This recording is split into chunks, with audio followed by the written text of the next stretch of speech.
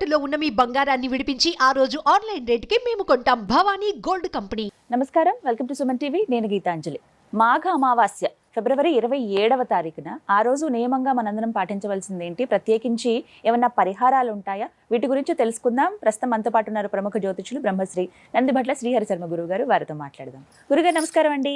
వాగర్థావివ సంపృక్తౌ వాగర్థ ప్రతిపత్తయే జగతః పితరౌ వందే పార్వతీ పరమేశ్వరౌ సదాశివ సమారంభాం శంకరాచార్య మధ్యమాం అస్మదాచార్య పర్యంతం వందే గురు పరంపరాం. ఆదిత్యాయ చ సోమాయ మంగళాయ బుధాయ చ గురు శుక్ర శనిభ్యశ్చ రాహవే కేతవే నమః. శృంగేరి జగద్గురు పీఠాధిపతులకి, కంచి పీఠాధిపతులకి నమస్కారములు తెలియజేసుకుంటూ కార్యక్రమాన్ని ప్రారంభిద్దాం. గురుగారు, మాఘమాసం చాలా చక్కగా జరిగిపోయింది. అద్భుతమైన మాసం. ప్రత్యేకించి శివయ్య ఆరాధన చేశాము, అలాగే విష్ణు ఆరాధన కూడా చేసుకున్నాం, అమ్మవారి ఆరాధన కూడా. అందులోనూ ఈసారి కుంభమేళా వల్ల ఇంకా చాలా చక్కగా జరిగింది. ఇక చివరి అంకం అమావాస్య.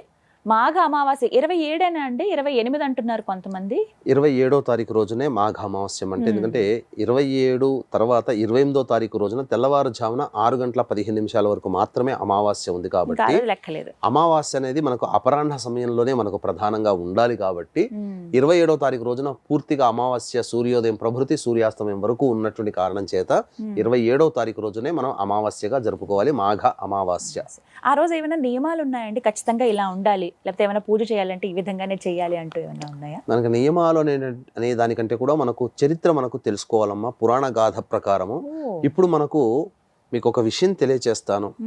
యోగి గవర్నమెంట్ కూడా చాలా మంది అప్లికేషన్స్ వేశారు. ఇంకా కుంభమేళా అనేది మాకు చాలా కొద్ది సమయం ఉంది, ఇంకా ఎక్స్టెండ్ చేస్తే బాగుంటుంది కదా అని చెప్పి ఎక్స్టెండ్ చేయలేదు.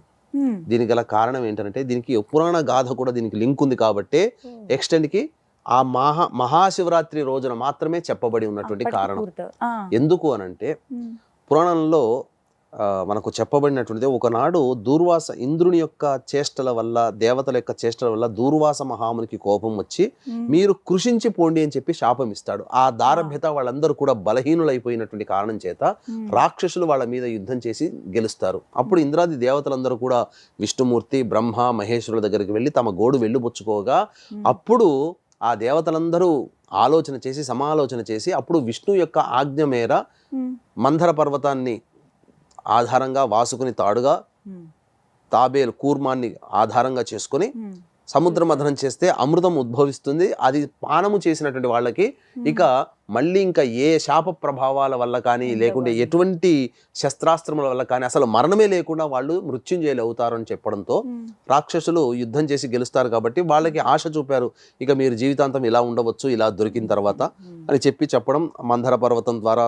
ఆ క్షీరసాగర మథనం రావడం, అమృతం అనేటువంటిది ఉద్భవించింది. ఆ అమృత కలశం ఉద్భవించిన తర్వాత నాది కావాలి, నాకు కావాలని చెప్పేసి కొట్లాడుకుంటుంటారు దేవతలు, రాక్షసులు. అంతలా ఇంద్రుని కొడుకైనటువంటి జయంతుడు ఆ యొక్క కలశాన్ని తీసుకొని పైకి ఎగురుతాడు, వెళ్ళిపోతాడు. ఆ వెళ్ళిపోతుంటే ఆ యొక్క దేవతలు, రాక్షసులు కూడా ఇంద్రుని వెంట పడుతూ పెనుగులాట ఇవన్నీ జరగడం వల్ల ఆకాశంలో ఇదంతా పెనుగులాట జరుగుతుండడం కారణం చేత 4 చుక్కలు 4 ప్రదేశాల్లో పడ్డాయి. ఉజ్జయిని, హరిద్వారు, నాసిక్కు, ప్రయాగ. అప్పటి నుంచి ఈ యొక్క అమృతం పడినటువంటి క్షేత్రాలు కాబట్టి కుంభమేళ, అర్ధకుంభమేళ ఇవన్నీ చేసుకుంటూ వచ్చారు. అయితే ఈ యొక్క అమృత కలశాన్ని బృహస్పతి, రవి, చంద్రుడు, శని ఈ 4 గ్రహాలు కూడాను రక్షించాయి. కాబట్టి ఈ యొక్క 4 ప్రధానమైనటువంటి గ్రహాల కదలికలను బట్టి, ఆ గ్రహాలు ఉన్నటువంటి రాశులను బట్టి కుంభమేళ, అర్ధకుంభమేళ, మహాకుంభమేళ, పూర్ణ కుంభమేళ ఇలాంటివి ప్రతి క్షేత్రంలో జరపడం అనేటువంటిది ఈ 4 గ్రహాల ప్రభావం, అనగా 4 గ్రహాలు సంచరిస్తున్నటువంటి సమయం ఆధారంగానే నిర్ణయిస్తారు.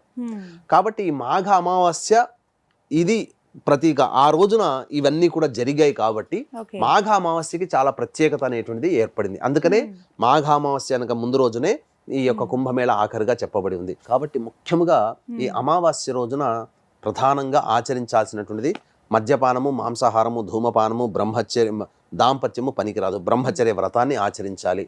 ఇక అన్నిటికంటే ముఖ్యంగా భూతదయతో, అనగా సాటి ప్రాణుల మీద ప్రేమ ఆప్యాయతను కలిగి ఉండి ఆ సాటి ప్రాణులకి ఏదైనా భుజించే పదార్థాలు ఆ మాఘ అమావాస్య రోజున ప్రత్యేకముగా ఇవ్వాలని మనకు శాస్త్రం చెప్పబడి ఉంది.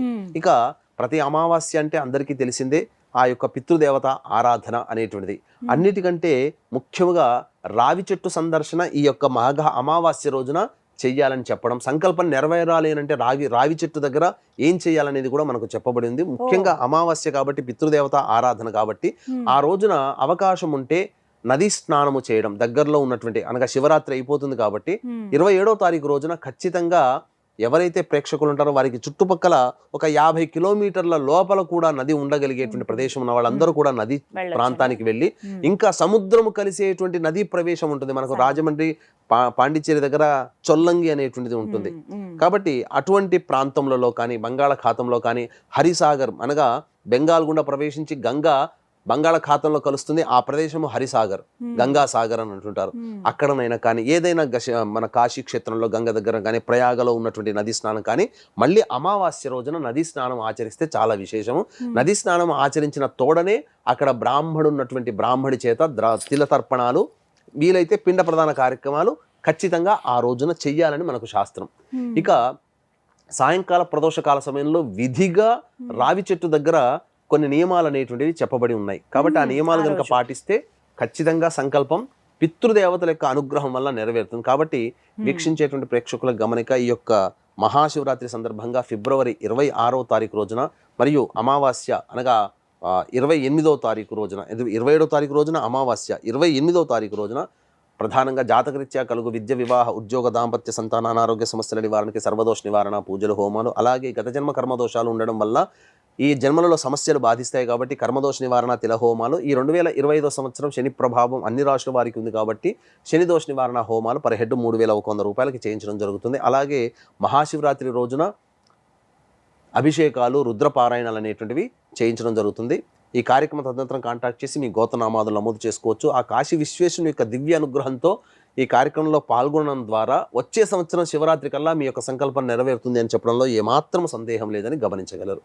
ఇక ఆ యొక్క ప్రదోషకాల సమయంలో రావి చెట్టు దగ్గరికి వెళ్ళి రావి చెట్టు చుట్టూ నారాయణాయ నమః అంటూ 11 ప్రదక్షిణలు కానీ 41 ప్రదక్షిణలు కానీ చేసి, ఆ రావి చెట్టు మొదట్లో నీరు, రాగి కలశంలో ఉన్నటువంటి నీరుని వేసి అక్కడ దీపారాధన చేసి రావాలమ్మ. ఆవు నేతితో దీపారాధన చేస్తే గనక తప్పకుండా దేవతానుగ్రహం ఆ రోజున కలుగుతుంది. ఎందుకనంటే రావి చెట్టుని ఆశ్రయించి సకల దేవతలు ఉంటాయని మనకు శాస్త్రం చెప్పబడి ఉంది.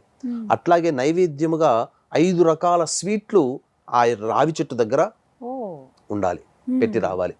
అలాగే శని దోష నివారణతో బాధపడేటువంటి వాళ్ళు ఎవరైనా కానీ నల్లదారముతో ప్రదక్షిణలు చేస్తూ 11 చుట్లు గనక ఆ నల్లదారంతో గనక చుట్టి వచ్చినట్లయితే ఖచ్చితంగా శనిదోష పరిహారం అనేటువంటిది జరిగి తీరుతుంది.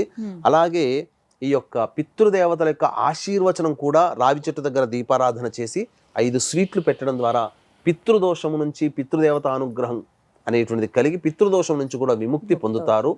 అట్లాగే ఆ రావి చెట్టు దగ్గర నువ్వులు రాశిగా పోసి నువ్వుల నూనెతో దీపారాధన చేసి వచ్చిన పితృదోషం తొలగిపోతుందమ్మా. ఇది ఈ విధంగా చేయాలి.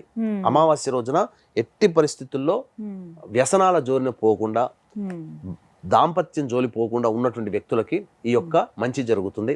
అంతేకాకుండా ఒక అద్భుతమైనటువంటి విషయం మీకు ఒక తెలియచేస్తానమ్మా. ఏంటనంటే మనకు శివరాత్రి సందర్భంగా యోగాలలో శివయోగం అనేటువంటిది ఒకటి ఉంటుంది.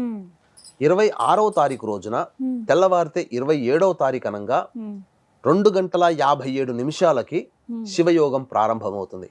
మనము శివరాత్రి సందర్భంగా అభిషేకాదులు చేయమని చెప్పి 4 కాలాలు చెప్పాం కదా.